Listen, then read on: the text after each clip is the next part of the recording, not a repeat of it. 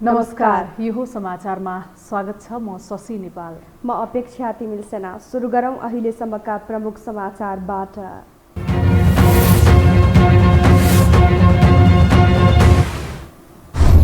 विवादित सदस्यताबारे मापदण्ड बनाएर निर्णय लिन कांग्रेस शीर्ष नेताहरू सहमत। महाधिवेशनको मिति नसार्न नेतृत्वलाई दबाव। वस्तुपरक कार्यतालिका सार्वजनिक गरियो। संसद बैठकमा एमसीसी बारे चर्को बहस। पक्ष र विपक्षमा बाडिए सांसदहरू। नसच्याई अनुमोदन गरी राष्ट्रघात हुने तर्क। दलहरूबीच साझा विदेश नीति बन्न नसकेको आरोप। माधव नेपाललाई दोस्रो तहको अध्यक्ष पद दिन नसकिने एमाले महासचिवको भनाई। 10 बुँदे सहमति कार्यान्वयनमा जोड। विवाद समाधानको पहल गर्न शीर्ष नेतालाई आग्रह। उपेन्द्र यादवलाई आधिकारिकता दिने निर्णय विरुद्ध महन्त ठाकुर सर्वोच्चमा। आयोगको निर्णय कार्यान्वयन नगराउन आदेश माग। आफूहरूलाई अपूरणीय क्षति पुगेको दाबी। अमेरिकी विदेश मन्त्री एन्थोनी र तिब्बती धर्मगुरु दलाई लामा बीचको भेटप्रति चीनको आपत्ति। अमेरिकालाई चीन विरोधी गतिविधि नगर्न चेतावनी।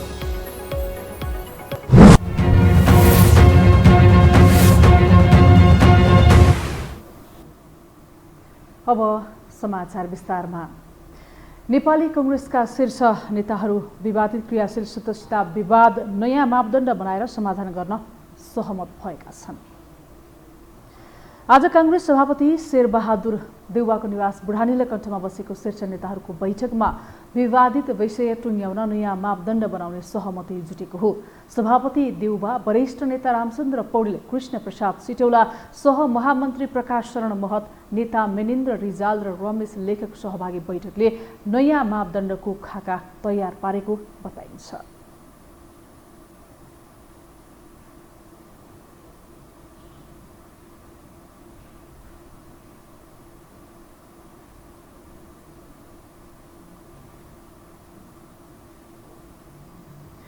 सत्तारूढ दल नेपाली कांग्रेसका युवा नेता गगन कुमार थापाले वर्तमान सरकारलाई गल्ती गर्ने कुनै पनि छुट नभएको बताउनु भएको छ। नेता थापाले पार्टी सभापति शेरबहादुर देउवा नेतृत्वको वर्तमान सरकारले कुनै पनि एक्सक्युज नपाउने उल्लेख गर्दै कहीँ कतै नचुक्न पनि आग्रह गर्नुभयो। बीपी कोइराला प्रतिष्ठान खाडदेवी गाउँपालिकाले शुक्रबार काठमाडौँमा आयोजना गरेको एक कार्यक्रममा बोल्दै उहाँले केपी ओलीले यो गरेनन् त्यो गरेनन् भन्ने दिन गएको स्मरण गराउँदै कांग्रेस नेतृत्वको सरकारले अभावमा रहेका नागरिकलाई सरकार कस्तो हुन्छ भन्ने कुराको महसुस गराउने गरी काम गर्नुपर्ने स्पष्ट पार्नुभयो।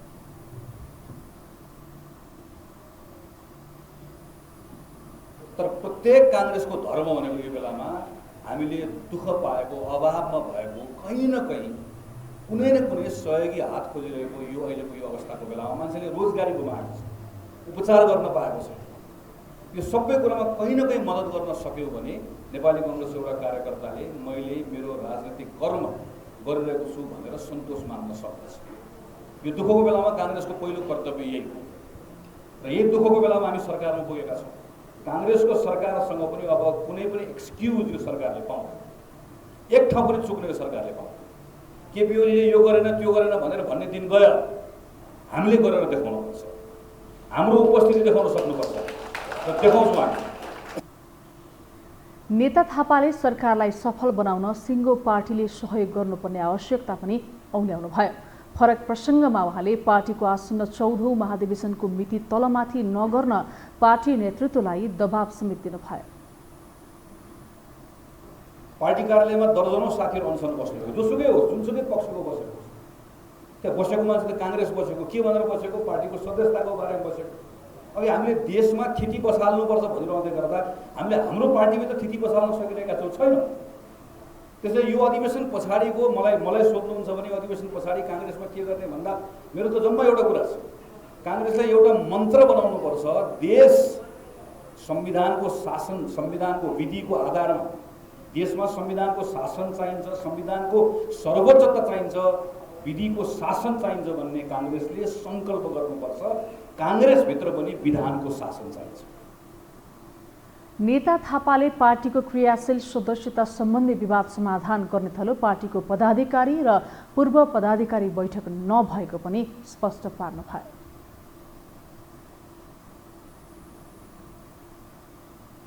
प्रतिनिधि सभाको आजको बैठकमा अमेरिकी सहायता परियोजना एमसीसीको पक्ष र विपक्षमा सांसदहरूले आफ्नो मत राखे।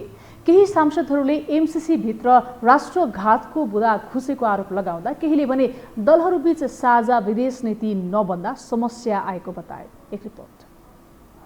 नेकपा एमालेका नेता भीम रावलले अमेरिकी सहायता परियोजना एमसीसी देशहित विपरीतका प्रावधान नसच्याई अनुमोदन गरिए राष्ट्रघात हुने बताए। शुक्रबार प्रतिनिधि सभाको बैठकमा बोल्दै रावलले एमसीसीसँगै भएका अन्य सहायक सम्झौता पनि सार्वजनिक गर्न माग गरे। उनले कुनै सामरिक कुरासँग जोडिएर एमसीसी आए स्वीकार गर्न नसकिने बताए। नेपालले असंलग्न परराष्ट्र नीति अङ्गालेकाले कुनै पनि रणनीतिक कार्यक्रममा संलग्न हुन नहुने बताए। अमेरिकी मन्त्रीहरूले यसलाई हिन्द प्रशान्त रणनीतिको कार्यक्रम भनेकाले यस्ता कार्यक्रममा नेपाल संलग्न हुन नहुने रावलको भनाइ थियो। देशको सार्वभौम सत्ता स्वाभिमान ओझेलमा पर्ने गरी सन्धि सम्झौता गर्नुभन्दा नेपालमा उठ्न बाँकी राजस्व सङ्कलन गरेर अघि बढ्नुपर्ने रावलले बताए। संसदबाट सम्झौता अनुमोदन नभई कार्यालय खुल्ने जग्गा अधिग्रहण गर्ने काम बढेको भन्दै उनले आपत्ति जनाए। नेपालको संविधान र कानूनसँग बाझिने गरी कुनै पनि अनुदान लिन नहुने रावलले बताए। देशमा भएका कतिपय व्यवस्थाहरू नेपालको संविधानसँग बाझ्छन्, नेपालको कानूनसँग बाझ्छन्। नेपालको हाम्रो अरू देशसँग जसरी हामीले पारस्परिक समानताको आधारमा ऋण लिनुपर्ने कुरा, अनुदान लिनुपर्ने कुरालाई जसरी व्यवस्थित गर्नुपर्ने हो व्यवस्थित गर्दै आएका छौँ, त्योसँग बाझ्छन्। हामी कुनै पनि देशबाट कुनै रकम लिएर कालान्तरमा हाम्रो देशको भूमि अनन्तकालको लागि कम्पनीको नाममा कुनै देशको अधीनमा जाने, प्रसारण लाइनको नाममा त्यो प्रसारण लाइन अनन्तकालसम्म कुनै देशको अधीनमा जाने, सम्पूर्ण बौद्धिक सम्पत्तिमाथि नेपालको कुनै पनि अधिकार नहुने। भर्खरै अमेरिकी राजदूत महोदयबाट एउटा टेलिभिजन अन्तर्वार्तामा यो हाम्रो अनुदान होइन लगानी हो भनेर उहाँ स्वयंले भनेको कुरा प्रसारित भएको छ। लगानी हुन सक्दछ कुनै पनि देशको, मेरो त्यसमा आपत्ति होइन। हाम्रो अन्तर्राष्ट्रिय लगानी सम्बन्धी कानुन छ, व्यवस्था छ, प्रणाली छ, त्यो प्रणाली अन्तर्गत त्यो कुरा हुन सक्दछ। तर हाम्रो संविधानमाथि कुनै अरू देशको कानुन माथि हुन सक्दैन। त्यसैगरी कांग्रेस नेता प्रदीप गिरीले देशको विदेश नीति आफूलाई उँचो देखाएर अरूलाई होच्याउने विषय नभएको बताएका छन्। एमाले नेता भीम रावलले एमसीसीका विषयमा प्रश्न उठाएर राष्ट्रघात हुन लागेको बताएपछि नेता गिरीले त्यसको बौद्धिक प्रतिवाद गरेका हुन्। रावलपछि विशेष समयमा बोलेका गिरीले गणतन्त्रमा आइसकेपछि पनि दलहरूबीच किन साझा विदेश नीति बन्न नसकेको भन्दै प्रश्न उठाए। सरोकारवाला दलहरू किन साझा विदेश नीति बनाउन सक्दैनन्? पूर्व वक्ता माननीयले जस्तै सार्वभौमिक कुरा भन्नुभए पनि यो सम्झना राख्न आवश्यक छ, जबसम्म मुलुकका सरोकारवालाहरू, मुलुकका सबै दलहरू र साझा विदेश नीतिका प्रति प्रतिबद्ध हुँदैनन्, हामीहरूमध्ये प्रत्येकले एकअर्कालाई तल देखाएर उँचा देखाएर मुखको तितो मात्रै पोख्छौँ। अहिले यस खास सन्धिका बारे म टिप्पणी गर्न चाहन्न। हामी आत्मनिर्भर बन्दाखेरि हामी विदेशी सहायता बिना पनि बन्न सक्छौँ। हामीले हाम्रा देशका संसाधनलाई माल पाएर चाल्न पाएको शैलीमा अगाडि बढाइरहेको छौँ। त्यस्तै प्रतिनिधि सभाकी सदस्य डाक्टर डीला सङ्ग्रौला पन्तले वर्तमान सरकारबाट नेपाली जनताले थुप्रै अपेक्षा गरेको बताइन्। कोरोनाको महामारीका कारण लाखौं जनताले रोजगारी गुमाएको र लाखौं बालबालिकाले पढ्न नपाएको गुनासो गर्दै उनले सरकारले कोभिड-19 विरुद्धको खोप लगाउने कामलाई पहिलो प्राथमिकता दिन सरकारको ध्यानाकर्षण गराइन्। प्रतिनिधि सभा सदस्य दिव्यमणि राज भण्डारीले मधेसी, आदिवासी, जनजाति, अल्पसंख्यक लगायत सबैका हक हितका विषयको कानून तत्काल ल्याउन माग गरिन्। साथै उनले उखु किसानको भुक्तानी नदिएको कुरा आएको बताउँदै गरिब किसानलाई कहिलेसम्म न्याय नदिने हो भन्दै प्रश्न गरिन्। प्रतिनिधि सभा सदस्य दुर्गा पौडेलले श्रृङ्खलाबद्ध किसिमले महिलाहरूको बलात्कार र हत्या भइरहेको बताइन्। उनले हत्या, हिंसा र बलात्कारको घटनाप्रति प्रभावकारी कदम चाल्न सरकारको ध्यानाकर्षण गराए। नेपालमा लामो समयदेखि एमसीसी चर्चा र बहसको विषय बनेको छ। एमसीसीकै कारण सरकार तथा मन्त्रीहरू फेरिन सक्ने अवस्था छ। वर्तमान सरकारलाई पनि एमसीसीको विषय पार लगाउनु पर्ने दबाव छ। एक रिपोर्ट। नेपालमा चर्चा र बहसको विषय बनेको एमसीसी सम्झौताको सकस सत्ता गठबन्धनमा पनि पर्न थालेको छ। एमसीसीकै कारण वर्तमान सत्ता गठबन्धन नै संकटमा पर्ने देखिएको छ। त्यसो त एमसीसी सम्झौतालाई अहिलेकै अवस्थामा अनुमोदन गर्ने पक्षमा रहेका प्रधानमन्त्री देउबा र संशोधन गर्नुपर्ने बताउँदै आएका माओवादी अध्यक्ष पुष्पकमल दाहाल प्रचण्डलाई सत्ता गठबन्धनभित्रै सहमति जुटाउन समस्या पर्दै गएको देखिन्छ। यता सत्ता गठबन्धनको बैठकमा राष्ट्रिय जनमोर्चाका अध्यक्ष चित्रबहादुर केसीले एमसीसी अगाडि बढाए त्यस विरुद्ध जाने चेतावनी दिइसकेका छन् भने माओवादी केन्द्रका अध्यक्ष पुष्पकमल दाहाल प्रचण्डले एमसीसीलाई लिएर गठबन्धन भत्काउने षड्यन्त्र भएको अभिव्यक्ति दिएका छन्।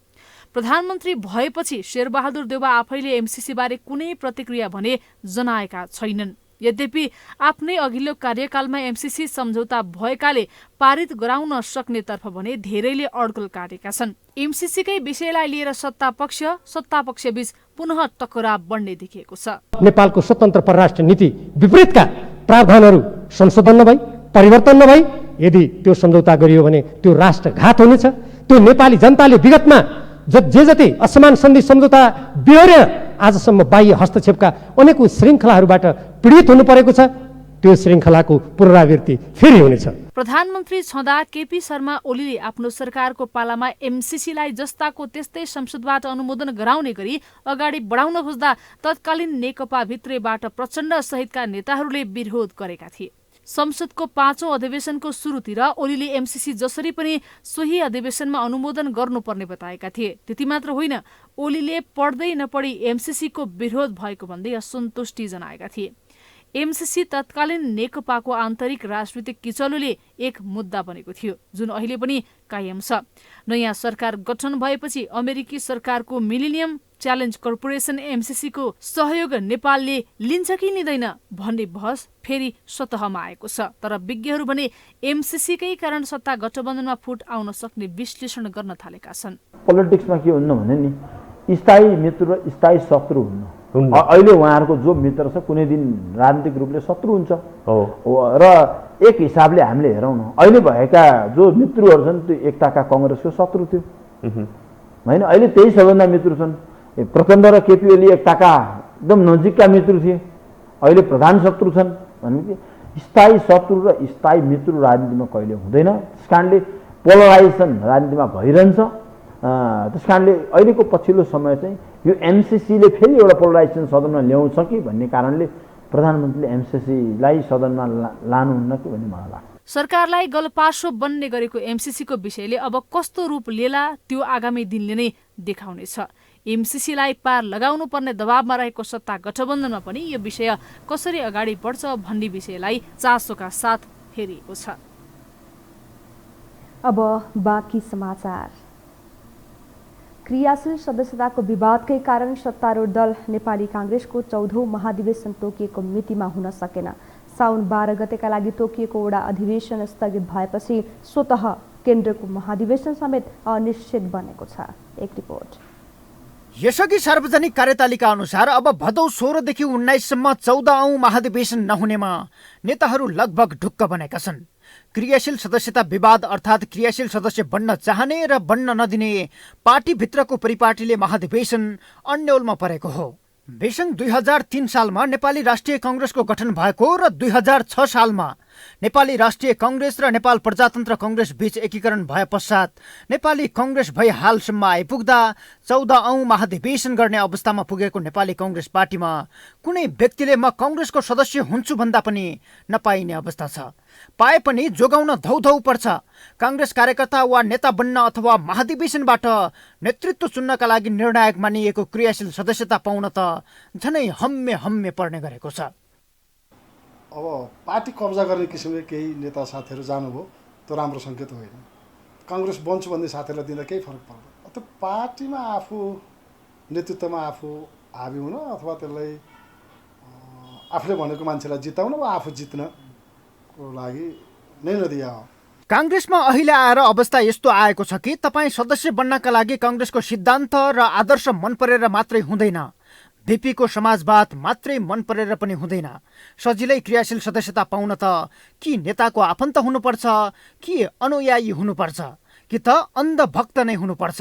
किनकि नेताहरूले आफू अनुकूल नहुने देखेपछि राम्रै क्षमता भएको, पार्टीको सिद्धान्त र आदर्श बुझेको अथवा पार्टीको अनुशासनमा बसेर काम गर्न सक्ने व्यक्तिलाई पनि आफूलाई नेता नमान्देला भन्ने डरकै कारण घाँटी निमोट्ने गरेका छन्। क्रियाशील सदस्यताले नेता निर्वाचित गर्नुपर्ने हो, तर आफू निर्वाचित हुन क्रियाशील सदस्य वितरणलाई हतियार बनाउने परम्परा काङ्ग्रेसमा स्थायी जस्तै बनेको छ। काङ्ग्रेसको जग भनेकै क्रियाशील सदस्यता भएकाले यसमै नेताहरूको बढी ध्यान जाने र चलखेल हुने गरेको नेताहरू बताउँछन्। अधिवेशनको मुख्य सङ्घारमा भन्यो भने इकाइले सक्दामा इकाइ सभापति त्यहाँ चाहिँ आफ्नो अनुकूल क्रिया बाँड्ने, क्षेत्रले क्षेत्र अनुकूल, जिल्लाले जिल्ला अनुकूल, प्रदेश अनुकूल भनेपछि अनि त्यो प्रति अर्को पक्षलाई चाहिँ क्रियाशीललाई वञ्चित गरेर आफू मात्र चुनावमा चुनिने किसिमबाट बात बनाउँदाखेरि अनि कुनै ठाउँमा इकाइ सभा विरुद्धमा, कुनै इकाइ सभा आफै क्षेत्र सभा विरुद्धमा उद्घोषण गयो भनेपछि यसरी चाहिँ विवाद चर्केको हो। अहिले नेपाली काङ्ग्रेसमा क्रियाशील सदस्यता सम्बन्धी विवाद 3 थरीको छ। पहिलो, गत वर्ष पार्टीको विधान संशोधन गरेर 1 वर्ष साधारण सदस्य भएको व्यक्तिलाई अन्यथा नभएको अवस्थामा आवेदन दिएमा स्वतः क्रियाशील सदस्यता दिने व्यवस्था छ। दोस्रो, 13औं महाधिवेशनमा थपिएका क्रियाशील सदस्यता त्यो महाधिवेशन नभएर अर्को 14औं महाधिवेशनमा भाग लिन पाउने भन्ने सहमति भएको थियो। त्यसको असर पनि यति बेला परिरहेको छ। तेस्रो विवाद चाहिँ अन्य पार्टीबाट काङ्ग्रेसमा प्रवेश गरेकाहरूलाई वितरण गर्नुपर्ने क्रियाशील सदस्यता हो, जसले महाधिवेशनलाई थप अन्यलमा पारेको छ। दोस्रो पक्ष अधिवेशनको तिथिमिति धेरै तलमाथि गर्न पाइँदैन। हाम्रो संविधानले प्रष्टसँग यति वर्ष यति महिना प्रष्टसँग किटान गरेको छ। कसैले 0 आवर भन्नुहुन्छ, कसैले के भन्नुहुन्छ। कानुन जस्तो हामीले बजेटमा केही कुरा लेख्यौँ, बजेट भनेको कानुन। अदालतले के भन्यो, शून्य समय छ, अहिले तिमीले कर नतिरे पनि हुन्छ, पछि तिरे पनि हुन्छ भन्यो। थुप्रै सामाजिक सङ्घ संस्थाहरूको 5 वर्षभित्र हुनुपर्ने अधिवेशन भएन, नभएपछि अर्को पक्ष त्यसमा मुद्दा हाल्नु भयो। अदालतले के भन्यो, अहिले शून्य समय कोभिडको कारणले गर्दा तिमीले 6 महिना सार्न सक्छौ भन्यो। हाम्रो पार्टीको बारेमा भन्न पाइन्छ, पाइँदैन। आफू अनुकूल वातावरण बनाउन एउटा गुटले अर्को गुटका व्यक्तिलाई निष्कासन गर्ने, सदस्यता नदिने प्रवृत्ति देखिएपछि हाल आएर त पूर्व निर्धारित कार्यतालिका अनुसार महाधिवेशन नहुनेमा नेताहरू ढुक्क बन्दै गएका छन्। भदौभित्रै महाधिवेशन नभए नेपाली काङ्ग्रेसले वैधता गुमाउने संवैधानिक सङ्कटका बीच काङ्ग्रेसले चाल्ने अबको कदमलाई रुचिका साथ हेरिएको छ। यो हो टेलिभिजनका लागि क्यामेरामा सञ्जय घिमिरेका साथमा सन्तोष बिके थापा, काठमाडौँ। नेकपा एमालेका महासचिव ईश्वर पोखरेलले माधव कुमार नेपाल पक्षले राखेको दोस्रो अध्यक्षको प्रस्ताव स्वीकार गर्न नसकिने बताउनु भएको छ। महासचिव पोखरेलले नेपाल पक्षले सञ्चार माध्यम मार्फत राखेका ती प्रस्ताव पार्टीको विधि र विधानभन्दा फरक ढङ्गले आएको उल्लेख गर्दै स्वीकार गर्न नसकिने प्रतिक्रिया दिनुभएको हो। आज थापाथली स्थित पार्टीको केन्द्रीय कार्यालयमा आयोजित साउन 15 को खीर खाने कार्यक्रममा सञ्चारकर्मीहरूले राखेका जिज्ञासाको जवाब दिने क्रममा उहाँले कार्यदलले सहमति जुटाएर पार्टीको केन्द्रीय समितिले अनुमोदन गरेको 10 बुँदे सहमति कार्यान्वयन गरेर पार्टीलाई एकताबद्ध बनाएर लैजानुपर्नेमा आफूहरूको जोड रहेको पनि स्पष्ट पार्नुभयो। पार्टी महाधिवेशनले पारित गरेको विधान छ, नियमावली छ। त्यस अनुसार जब जेठ 2 गते हामी 2075 साल जेठ 2 गते जाने कुरा गरिरहेका छौँ, त जेठ 2 गते 2075मा जाँदाखेरि त्यस बेलाको विद्यमान विधान र नियमावलीले के भन्छ, त्यसले अनुमति दिने, त्यसले स्वीकार गर्ने, त्यसमा व्यवस्था भएको कुरालाई नै हो पालन गर्नु पर्यो नि सबैले। उहाँले पार्टीभित्र देखिएको विग्रहकारी स्थितिको अन्त्य छिटो हुनुपर्नेमा पनि जोड दिनुभयो। त्यसका लागि जिम्मेवारीपूर्वक भूमिका खेल्न महासचिव पोखरेलको नेपाल पक्षसँग आग्रह छ। जनता समाजवादी पार्टीको आधिकारिकता उपेन्द्र यादव पक्षलाई दिने निर्वाचन आयोगको निर्णय विरुद्ध महन्त ठाकुरले सर्वोच्च अदालतमा रिट दायर गर्नुभएको छ। आयोगको गत 11 साउनको निर्णय कार्यान्वयन नगराउन आदेश होस् भन्ने ठाकुरको माग रहेको छ। रिटमा ठाकुरले निर्वाचन आयोगको निर्णय कार्यान्वयन हुँदा पार्टी विभाजन भई केन्द्रीय नेतृत्वको प्रयोजन नै समाप्त हुन जाने र आफू लगायत सम्पूर्ण सरकारवालालाई अपूरणीय क्षति हुने उल्लेख गर्नुभएको छ। आयोगले 11 साउनमा जसपा कार्यकारिणी समितिको हेडकाउन्ट गर्दै बहुमत अर्थात् 35 सदस्य भएको उपेन्द्र यादव पक्षलाई आधिकारिकता दिएको थियो। 16 जना कार्यकारिणी सदस्य भएको ठाकुर पक्षलाई भने प्रचलित कानुन अनुसार नयाँ दल दर्ता गर्न सक्ने भनिएको थियो। लुम्बिनी प्रदेशमा जनता समाजवादी पार्टी जसपाबाट मन्त्री बनेका 3 जनाको सांसद पद गुमेको छ। महन्त ठाकुर पक्षका सांसदहरू सन्तोष कुमार पाण्डे, विजय कुमार यादव र कल्पना पाण्डेलाई पार्टीले कारबाही गरी पत्र पठाएपछि प्रदेशसभा सचिवालयले आज सूचना जारी गर्दै उनीहरूको पद मुक्तको जानकारी गराएको छ। उनीहरूलाई प्रदेशसभाको नीति तथा कार्यक्रमको विपक्षमा मतदान गर्न जारी गरेको व्हिप उल्लङ्घन गरेको आरोपमा जसपाले कारबाही गरेको थियो। 4 पूर्व माओवादी सांसदहरूले सर्वोच्च अदालतमा दायर गरेको मुद्दाको सुनवाई स्थगित गरिएको छ। पद पुनर्बहालीको माग गर्दै दायर भएको रिट न्यायाधीश आनन्द मोहन भट्टराईको इजलासमा आज तोकिएको थियो। सो रिट आज पनि निवेदकको निवेदनमा बमोजिम स्थगित गरिएको हो। आज रिट निवेदक प्रभु शाहका वारिस वीरेन्द्र प्रताप शाह अदालत पुगेर सुनवाई स्थगित गर्न निवेदन दिएका थिए। उक्त रिट निवेदनको अर्को पेशी आइतबारका लागि तोकिएको छ। हामीसँग समाचार अझै बाँकी छन्, अहिलेलाई विश्राम।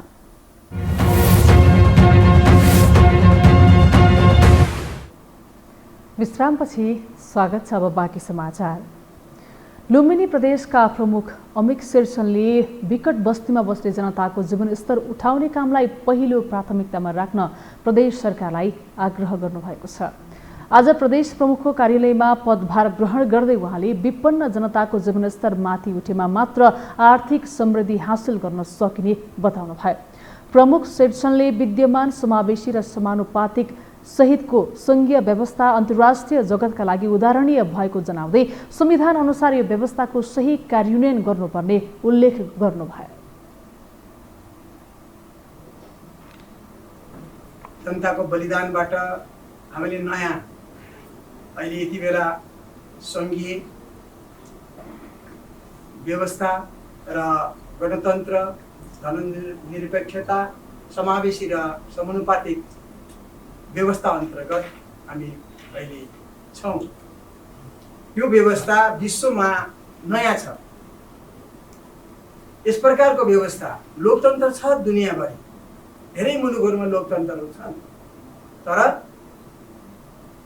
3 तहको सरकार सहित बनेको र समावेशी र समानुपातिक अधिकार भएको यो अहिलेको संघीय जो राज्य छ, संघीय जो व्यवस्था छ, यो व्यवस्था विश्वकै लागि एउटा नयाँ उदाहरण हो।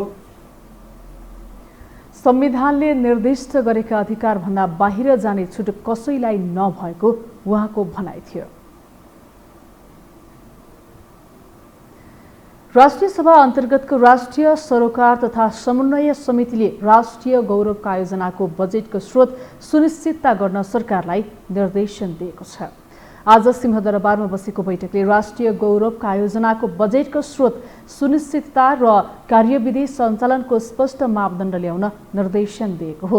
समितिले मेलम्ची खानेपानी आयोजनाका सम्बन्धमा बाढी तथा पहिरोले पुर्याएको क्षतिका बारेमा छलफल गरेको थियो। छलफलपछि समितिले आयोजनामा बाढी पहिरोले पुर्याएको क्षतिको मूल्याङ्कन गरी पुनर्निर्माणलाई अविलम्ब सुरु गर्न निर्देशन दिएको छ। मेलम्ची खानेपानी आयोजनाको बाँकी काम सम्पन्न गर्न समेत बजेटको सुनिश्चितता गर्न नेपाल सरकारलाई निर्देशन दिएको छ। राष्ट्रिय गौरवका आयोजनामा बजेटको स्रोत सुनिश्चितता र कार्यविधि सञ्चालनको स्पष्टता मापदण्ड नहुँदा अहिले पनि हामीले एकातिर सरकारले राष्ट्रिय गौरवका आयोजना बजेट अभाव हुँदैन भनेको छ, फेरि कार्यान्वयनमा जाँदा चाहिँ यो खाली समस्या आएको हुनाले राष्ट्रिय गौरवका आयोजनाको बजेटको स्रोत सुनिश्चितता र कार्यविधि सञ्चालनमा स्पष्ट मापदण्डको लागि हामीले सरकारलाई निर्देशन दिन्छौँ। समितिले आयोजना कार्यान्वयन निर्देशनालय र काठमाडौँ उपत्यका खानेपानी आयोजना बीच भएको संरचनात्मक समस्यालाई व्यवस्थित गर्न खानेपानी मन्त्रालयलाई निर्देशन दिएको छ।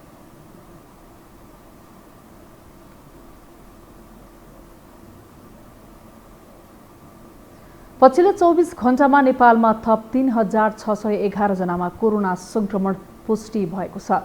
स्वास्थ्य तथा जनसङ्ख्या मन्त्रालयका अनुसार 9783 पीसीआर परीक्षण गर्दा 2467 जना र 4878 एन्टिजेन परीक्षण गर्दा 1144 गरी 3611 जनामा संक्रमण देखिएको हो। यस्तै संक्रमणबाट 27 जनाको मृत्यु भएको छ भने 1816 जना निको भएका छन्।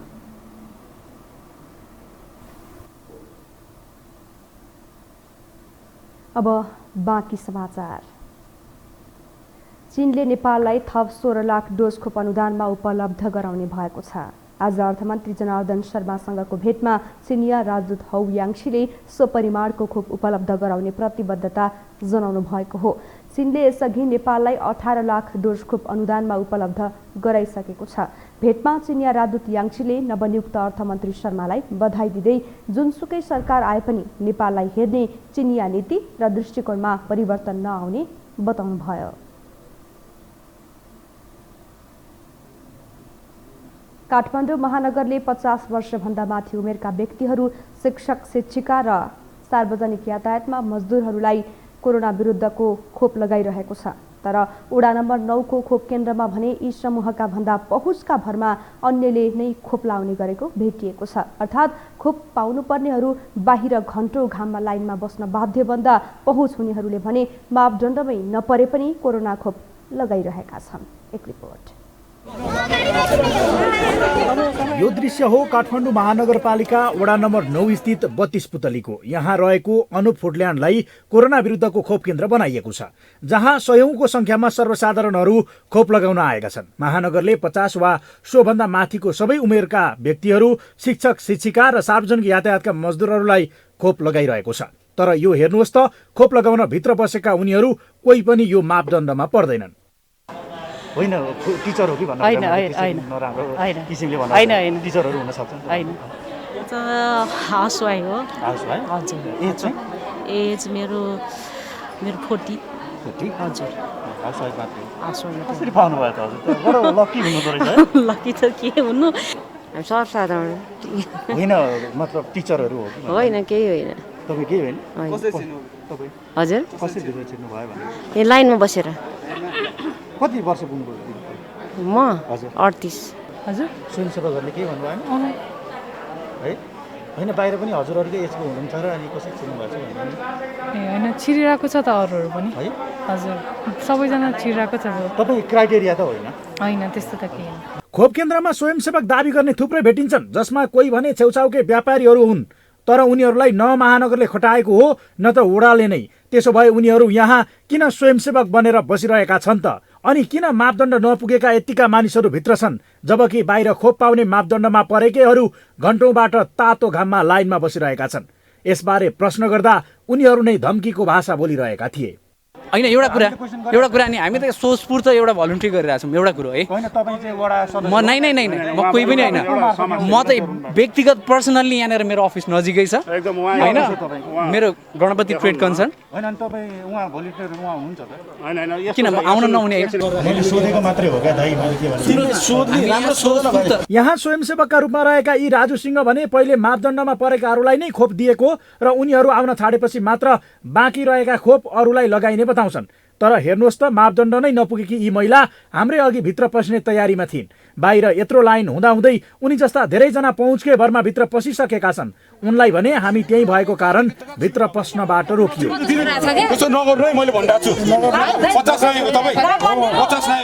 काठमाडौँ महानगरपालिका भने उमेर समूह र लक्षित समूहमा नपरेकाहरूले पछि आफ्नो पालो आएपछि खोप लगाउन पाउने बताउँछन्। सरकारले यथाशक्य चाँडो सबै नागरिकलाई खोप लगाउने उद्देश्यका साथ काम गरिरहेकाले लक्षित समूहमा नपर्नेले भिडभाड नगरिदिन उसको आग्रह छ। जब आज फरक के भन्दा 50 माथि सबै आज चाहिँ अलि यसो हेर्दा अरू जस्तो उनीहरू चाहिँ टिचरहरू र चालकहरूलाई चाहिँ हामीले आज दियौँ। हामीले प्रष्ट रूपमा भनेको र त्यहाँ भोलिन्टियर खटाउनेहरूलाई पनि हामीले चाहिँ भने अब मुख्य कुरो चाहिँ के भन्छ 50 वर्षभन्दा माथिको गऱ्यो भने उनीहरूको पालै हाल्ने कि 50 वर्षभन्दा माथि भन्ने अनि सबै उमेरका समूहका कहीँ भनिदिने भनेपछि 50 देखि माथिका चाहिँ अनियामा पर्यौँ। अब उनीहरूको चाहिँ अब जहाँसम्म लाग्छ यो 1-2 दिनमा उनीहरूको सकिन्छ खोप, जम्मै 50 भन्दा माथिको सकिहाल्छ। त्यसपछि तल झर्दाखेरि त अब खोप आइरहेको छ, सबैले पाइहाल्छ, आँटिनु पर्ने अवस्था छैन। महानगरले लक्षित समूह बाहेकलाई पनि प्राथमिकताका आधारमा खोप लगाउने बताइरहेको छ र सरकार पनि आगामी असोजसम्ममा सबै नागरिकलाई खोप लगाउने तयारीमा छ। तर लक्षित समूह घाममा घन्टौँ लाइनमा बसिरहँदा पहुँच भएकाहरूले भने भकाभक कोरोना खोप लगाइरहेका छन्, जसले खोपको व्यवस्थापनमा कतिसम्म लापरवाही भइरहेको छ भन्ने उजागर गरेको छ। सरकारले शिक्षकमाथि विभेद गरेको भन्दै नेपाल शिक्षक महासंघ आन्दोलित भएको छ। सरकारले विगतमा जस्तै चालु आर्थिक वर्ष 2078-79 को बजेटमा पनि शिक्षकलाई विभेद गरिएको तथा महासंघसँग सरकारले गरेको सम्झौता अनुरूप शिक्षा नल्याएको भन्दै नेपाल शिक्षक महासंघ चौथो चरणको आन्दोलनमा उत्रिएको हो। महासंघले आज 7 प्रदेश, जिल्ला र स्थानीय तहमा विरोध स्वरूप रिले अनसन गरेको छ। नेपाल शिक्षक महासंघ राष्ट्रिय समितिका अध्यक्ष पूर्ण प्रसाद दवाडीले सरकारले शिक्षकहरूलाई दोस्रो दर्जाको नागरिकको रूपमा हेरेको र विभेद गरेको भन्दै आन्दोलित हुनु परेको बताउनुभयो। सरकारले शिक्षकहरूमाथि गरेको विभेद, त्यो बजेट भाषणमा गरेको विभेद र अरू समयमा पनि शिक्षकहरूमाथि गरिएको जुन दोस्रो दर्जाको नागरिकको रूपमा शिक्षकहरूलाई हेरिएको छ, त्यो विभेदको अन्तका लागि हामीले बारम्बार शिक्षा विज्ञान तथा प्रविधि मन्त्रालयमा वार्ता गऱ्यौँ, सम्झौता गऱ्यौँ, 30 बुँदे सहमति पनि भयो। त्यो जबसम्म शिक्षा ऐन आएन त्यो हाम्रो सहमति अहिले बाहिर सार्वजनिक भएको छैन। त्यसैले शिक्षकहरूलाई गरेको विभेदको अन्त गरौँ, शिक्षा ऐन ल्याएर हामीसित गरेका सहमति सम्झौतालाई लागू गरौँ। महासंघले आफ्ना मागहरू पूरा नभई आन्दोलनका कार्यक्रम जारी राख्ने चेतावनी दिएको छ।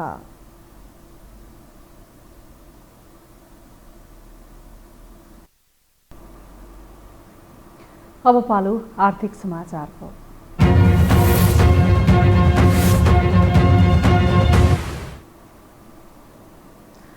पछिल्ला वर्षहरूमा नेपालको ऊर्जा क्षेत्रले निकै ठूलो सफलता प्राप्त गरेको थियो। प्राधिकरणको कार्यकारी निर्देशकमा कुलमान घिसिङको आगमनले प्राधिकरणको व्यापार घाटा मात्रै नाफामा गएन, देशको ऊर्जा क्षेत्रले स्वर्णयुग प्राप्त गर्यो। यसबीचमा संयोग उस्तो हो कि कुलमानकै अभाव खड्किएको हो, त्यो समयले नै बताउला। तर गएको वर्षदेखि नेपाल विद्युत प्राधिकरणमा खराब दशा चलिरहेको छ।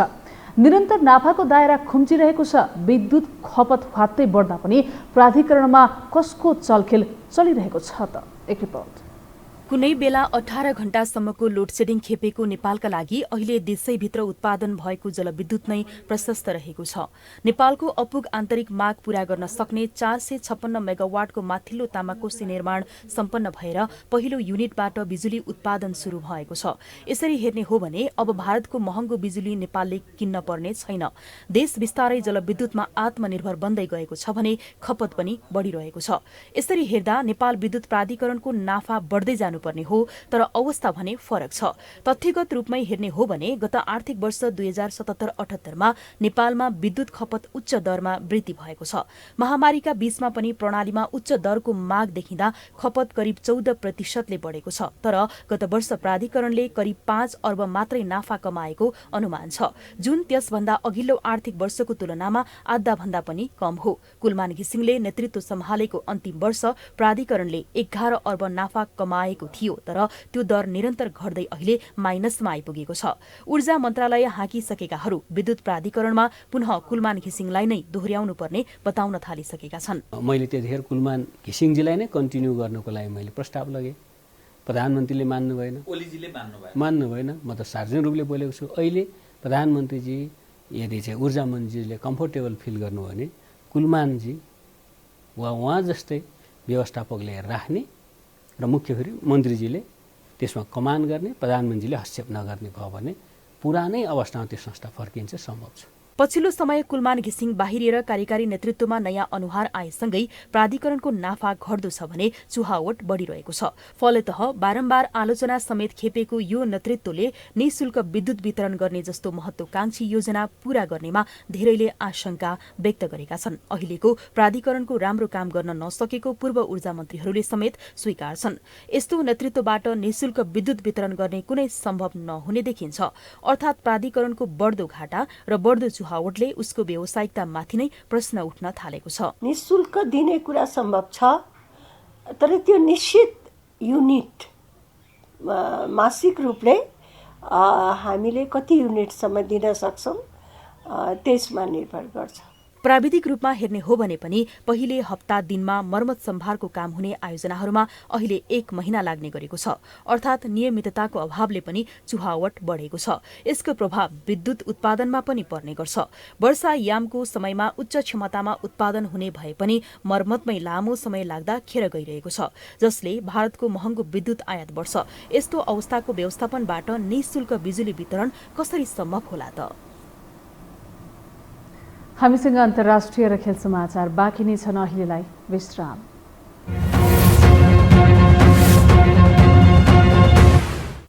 विश्रामपछि स्वागत छ। अब अन्तर्राष्ट्रिय समाचार।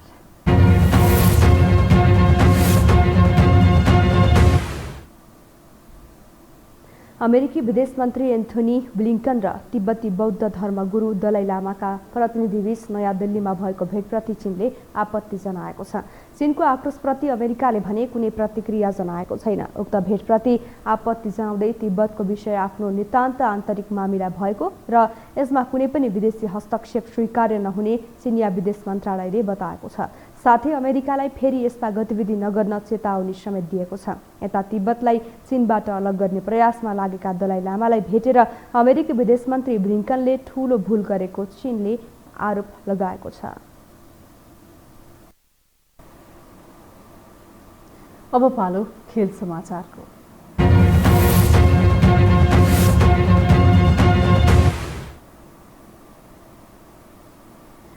अखिल नेपाल फुटबल सङ्घ एन्फा र राष्ट्रिय फुटबल लिग खेल्ने क्लब बीचको बैठक बिना निष्कर्ष सकिएको छ। एन्फा कम्प्लेक्स 7 बाटोमा आज बसेको 10 क्लब र एन्फा बीचको बैठक निष्कर्षविहीन भएको हो। एन्फाले राष्ट्रिय लिगको मिति तय गर्न र अन्य मोडालिटीबारे छलफल गर्न बैठक बोलाएको थियो। एन्फाले असोज 3 गतेबाट शहीद स्मारक ए डिभिजन लिगका खेल सुरु गर्ने बताइसकेको छ। आजको बैठकले ठोस निष्कर्ष निकाल्न नसकेपछि अर्को बैठक आइतबारका लागि डाकिएको हो।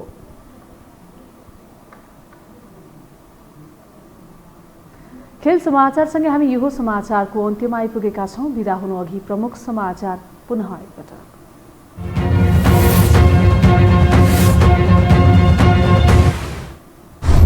विवादित सदस्यताबारे मापदण्ड बनाएर निर्णय लिन कांग्रेस शीर्ष नेताहरू सहमत। महाधिवेशनको मिति नसार्न नेतृत्वलाई दबाव। वस्तुपरक कार्यतालिका सार्वजनिक गरिने। संसद बैठकमा एमसीसी बारे चर्को बहस। पक्ष र विपक्षमा बाडिए सांसदहरू। नसच्याई अनुमोदन गरी राष्ट्रघात हुने तर्क। दलहरूबीच साझा विदेश नीति बन्न नसकेको आरोप। माधव नेपाललाई दोस्रो तहको अध्यक्ष पद दिन नसकिने एमाले महासचिवको भनाई। 10 बुँदे सहमति कार्यान्वयनमा जोड। विवाद समाधानको पहल गर्न शीर्ष नेतालाई आग्रह। उपेन्द्र यादवलाई आधिकारिकता दिने निर्णय विरुद्ध महन्त ठाकुर सर्वोच्चमा। आयोगको निर्णय कार्यान्वयन नगराउन आदेश माग। आफूहरूलाई अपूरणीय क्षति पुगेको दाबी। अमेरिकी विदेश मन्त्री एन्थोनी र तिब्बती धर्मगुरु दलाई लामा बीचको भेटप्रति चीनको आपत्ति। अमेरिकालाई चीन विरोधी गतिविधि नगर्न चेतावनी।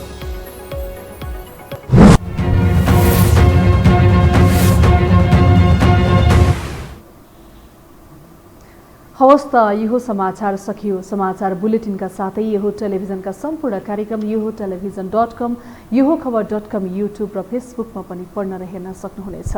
मोबाइलमा यो टिभी एप डाउनलोड गरी हामीलाई प्रत्यक्ष हेर्न सक्नुहुनेछ।